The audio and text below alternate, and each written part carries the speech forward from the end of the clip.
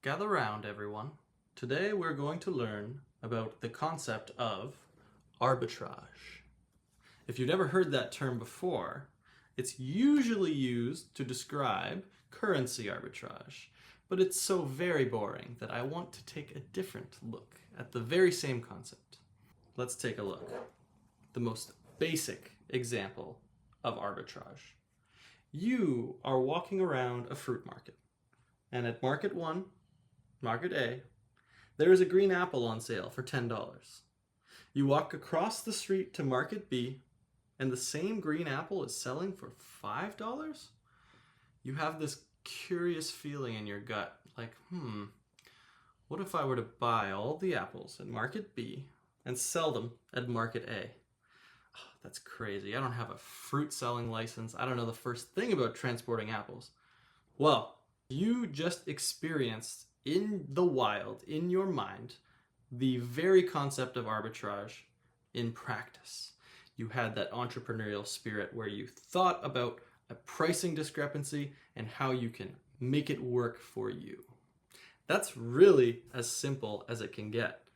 Now, there might be a number of reasons why that apple is selling for less in Market B than Market A, and that could be there's just no demand for apples in Market B. People don't care. Maybe it costs a lot for the people in the first place to buy apples, so that's why they pass the price on to you. For any number of reasons, the price discrepancy exists. But the most important thing about arbitrage and understanding it is that markets are irrational and prices are wrong sometimes, and they're inefficient. Markets sometimes are inefficient at repricing things, and it leaves a little window of opportunity for you to get something you really like for a good price, or turn a little profit and basically take advantage of these little windows of time. But remember that it's not going to last very long. Enjoy it while you can, because arbitrage opportunities are typically the fastest to dry up. Once people catch wind of what's going on, they'll pile into that opportunity and it will disappear very quickly. So it's important that if you see it, you're able to identify it and act on it.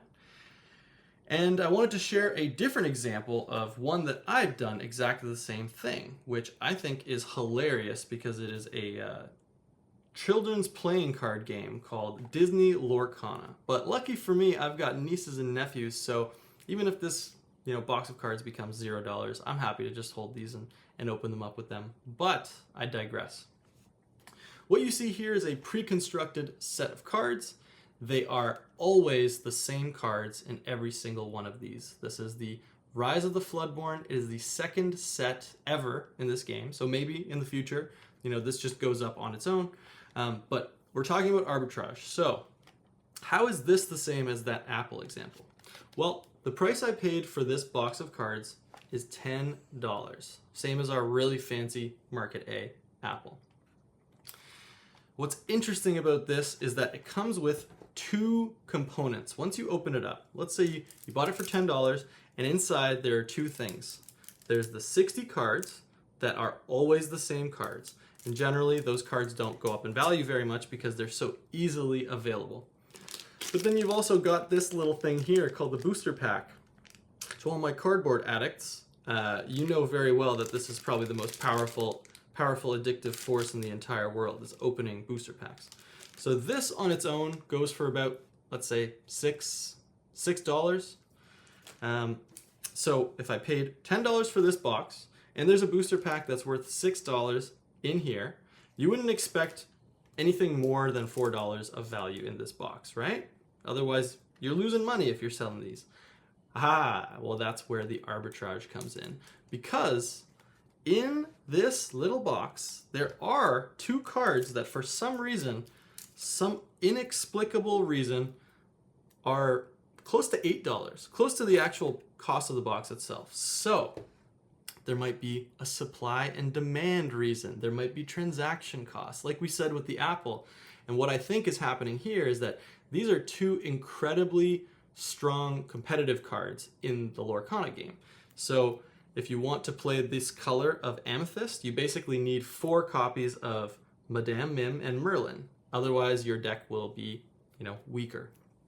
And there's other cards in there that are really useful as well, but I think it's super interesting that there is a price discrepancy, much the same way that there would be with those apples. But this box of cards selling for $10 contains actually, right out of the box, closer to $14 or $15 worth of value.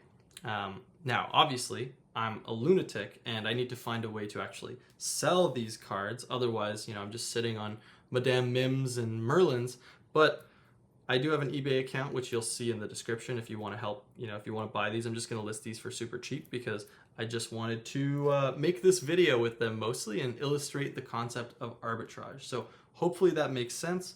The whole idea of arbitrage is taking something from somewhere, selling it somewhere else.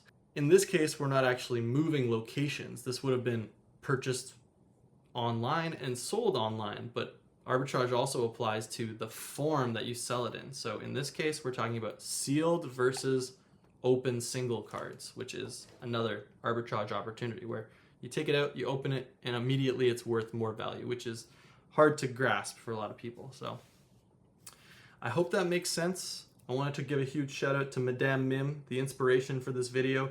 Merlin, you are a close second as well, but Madame Mim, Merlin, check them out. I like learning dense financial concepts using Disney characters. It's just the currency that I care about. I couldn't really care less about currency conversion. That's boring. Well, now that we've seen arbitrage in a couple different forms, I guess the question is, what do you actually do when you make arbitrage decisions? Well, you're supposed to move them really fast, and you're supposed to action on them really fast. Otherwise, prices change. Maybe cards go down in value. Maybe apples come out to cause, wrinkles or something. People stop eating apples. So it's important to action that stuff really quickly. So knowing that these were $10, I couldn't help myself. I did buy, a decent amount. Nothing crazy. Nothing that anyone should have a problem with.